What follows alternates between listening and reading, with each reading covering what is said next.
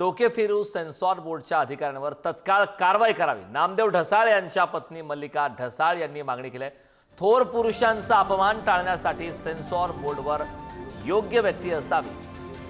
चल हल्ला बोल सिनेमा माझ्या परवानगीशिवाय काढला असं ढसाळ यांनी म्हटलंय। नामदेव ढसाळ यांच्या पत्नी मल्लिका ढसाळ यांनी आता मागणी केली आहे, सेन्सॉर बोर्डच्या अधिकाऱ्यावर तत्काळ कारवाई करावी अशी मागणी आता करण्यात आली। ज्यांना मराठी अस्मिता आणि भारतीय संस्कृती आणि मराठी संस्कृती माहिती आहे, तर त्यांना हे खचितच ही एका उद्दाम माणसाची दरपोक्ती की कोण आहे नामदेव ढसाळ, हे अत्यंत यातनादायी आहे आणि अत्यंत म्हणजे पूर्ण महाराष्ट्राचाच नाही सगळं मराठी याचा अपमान आहे हा। अशा माणसाचं नाव घेऊन तुम्ही अशा पद्धतीने अपमान करता आणि बोलता, त्या माणसाचं तातडीने निलंबन केलं पाहिजे आणि तीव्र शब्दात निषेध करते आणि त्याला तातडीने त्याला काढून टाकलं पाहिजे।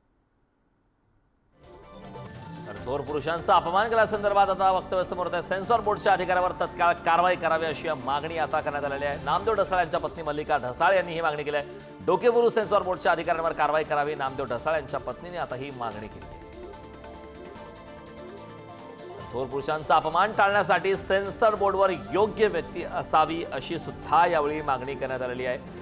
चल हल्ला बोल या सिनेमा माझ्या परवानगीशिवाय काढला अशी प्रतिक्रिया दिली।